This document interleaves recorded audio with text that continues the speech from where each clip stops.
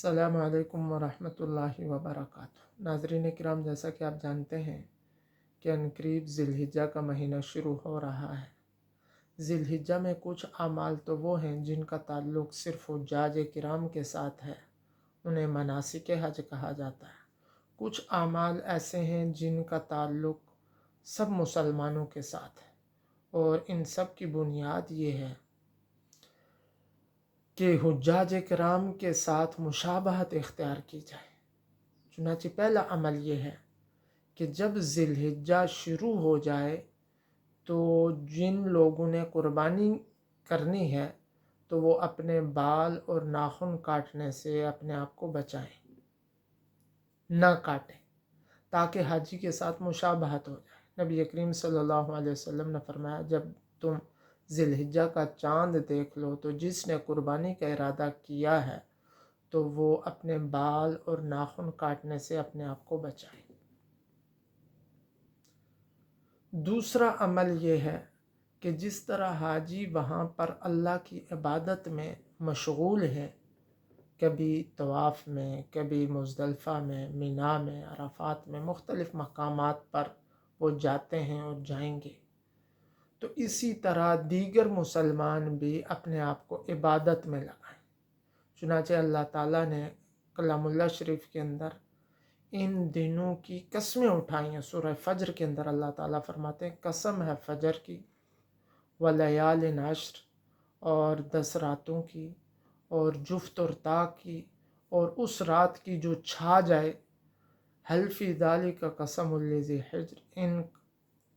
اس قسم کے اندر عقل مندوں کے لیے ایک سبق ہے اور عمل کرنے کی ترغیب ہے۔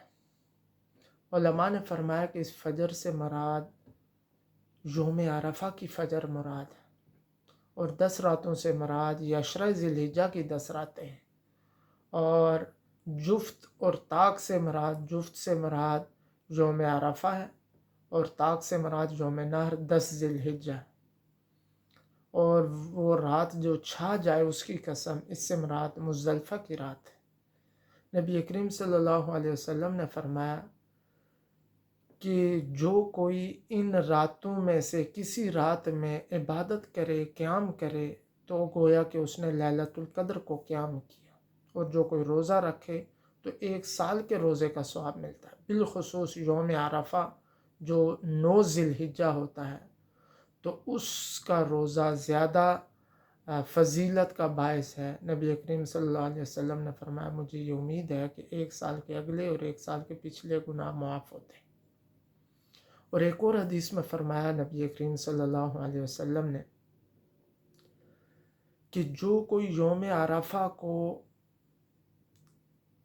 اپنے آپ کو گناہوں سے بچائے تو اس کی مغفرت کر دی جاتی ہے۔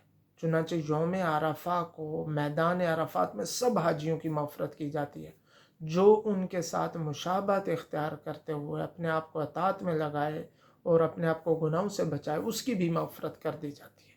تو لہٰذا ان 10 ایام عشرہ ذی الحجہ میں اپنے آپ کو عبادت میں لگانا چاہیے۔ تو دوسری مشابہت یہ ہے۔ تیسری چیز یہ ہے کہ قول و قرار میں مشابہت اختیار کرنا۔ حجاج اکرام وہاں جا کر ہر وقت یہ کہتے ہیں، لبیک اللہم لبیک۔ یہ حج کا شعار ہے، علامت ہے، اور حج کی روح ہے، سب سے عظیم ترین ذکر ہے جو وہاں کرتے ہیں۔ تو اسی طرح دیگر تمام مسلمانوں کو یہ حکم دیا گیا کہ وہ بھی تکبیر اور تسبیح کریں۔ چنانچہ ان دنوں کے اندر تکبیر اور تسبیح کرنی چاہیے اور اللہ کا ذکر کرنا چاہیے، بالخصوص 9 ذی الحجہ سے لے کر 13 ذی الحجہ تک، جسے تکبیر تشریق کہتے ہیں۔ اللہ اکبر، اللہ اکبر، لا الہ الا اللہ، اللہ اکبر، اللہ اکبر وللہ الحمد۔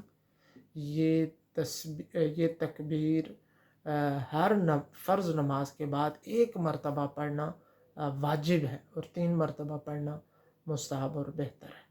تو قول اور قرار کے اندر بھی حاجیوں کی مشابہت کا حکم دیا گیا ہے۔ چوتھی چیز جو اہم ترین ہے وہ یہ ہے کہ قربانی کی جائے۔ تو قربانی کا تعلق بھی استطاعت کے ساتھ ہے. جو آدمی قربانی کر سکتا ہے تو اس پر قربانی کرنا لازم ہے. حج کا تعلق بھی استطاعت کے ساتھ ہے. جو آدمی حج کر سکتا ہے تو اس پر حج کرنا لازم ہے. اور جو آدمی حج نہیں کر سکتا یا حج کر چکا ہے پہلے تو اب اس پر قربانی کرنا لازم ہے. اگر وہ قربانی کر سکتا ہے، وہ افورڈ کر سکتا ہے، تو ان دنوں کے اندر قربانی کا اہتمام کرنا چاہیے. جو قربانی کے دن ہوتے ہیں ایام نحر 10 ذی الحجہ سے شروع ہوتے ہیں، تو ان دنوں میں قربانی کرنی چاہیے. تو لہٰذا حج کے جو اعمال تو حجاج کرام کے ساتھ ہیں وہ اپنے مناسک ادا کریں گے، اور دیگر تمام مسلمان دنیا کے بھر میں جہاں کہیں بھی ہیں ان کے متعلق جو اعمال ہیں وہ ان کو بجا لانے کی کوشش کریں. اللہ تعالی ہم سب کو عمل کی توفیق عطا فرمائے.